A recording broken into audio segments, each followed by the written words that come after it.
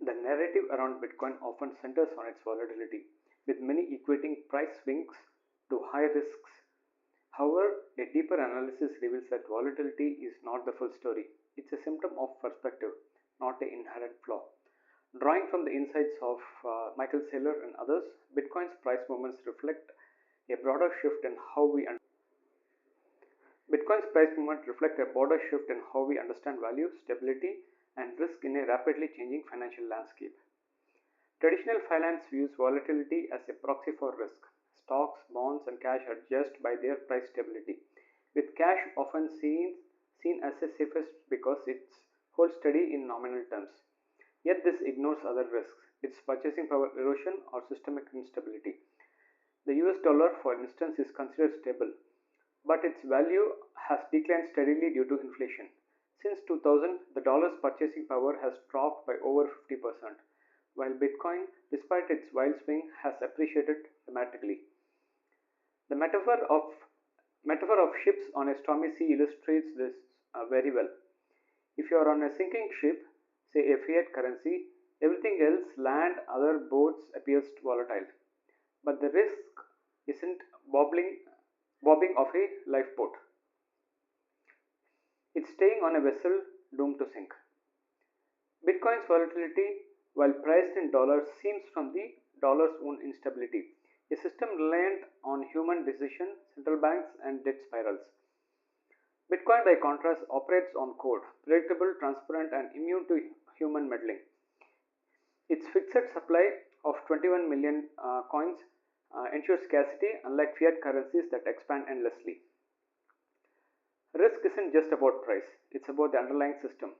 The dollar system is fragile, tethered to political whims, interest rates, manipulation, and exponential debt. The US national debt now exceeds $36 trillion, with unfunded liabilities stretching towards half a quadrillion. To service this, more dollars must be printed, guaranteeing debasement.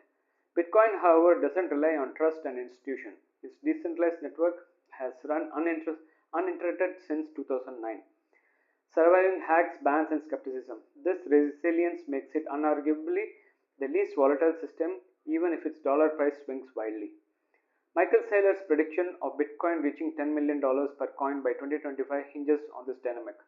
If global assets grow to 3 quadrillion dollars, a 10 million Bitcoin would represent roughly 7% of global wealth, up from 0.2% today. This isn't a speculative moonshot, it's a mathematical consequence of shrinking dollar denominator. As Saylor notes, volatility is a gift for those with time to accumulate. Waiting for bitcoins to stabilize in dollar terms misses the point.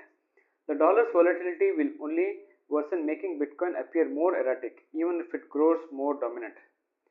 Bitcoin's price swing scares off casual investors, but for committed, they are a chance to stack more coins.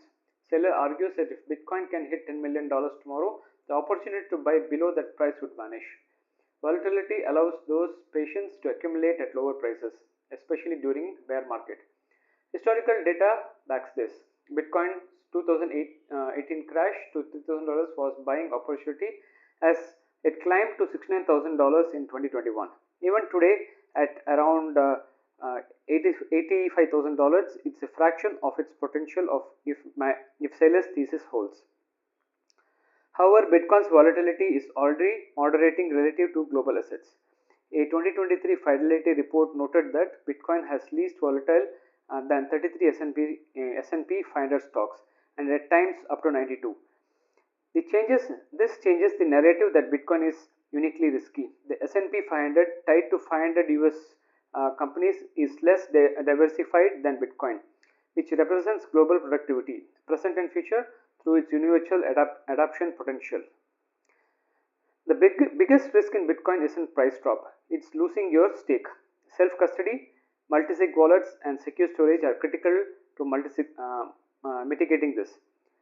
Trading cycles, selling high, buying low sounds appealing, but grows riskier as Bitcoin's adoption accelerates. The 4-year halving cycle may fade as institutional adoption and global liquidity drives prices predictably. Instead, a multi-decade mindset, holding a secure Bitcoin, offers the safest path. This perspective flips the script. Bitcoin isn't a speculative gamble but a hedge against collapsing fiat system. Over 50 or 100 years, it's hard to imagine real estate, gold, or oil outlasting Bitcoin's durability. Real estate requires maintenance and taxes. Gold lacks portability. Oil depletes. Bitcoin, as digital property, endures as long as the internet does. Bitcoin's journey to $10 million or beyond won't be smooth. Recession, regulation, and market correction could push prices down temporarily, but these are noise in a signal of larger trend, fiat's inevitable decline.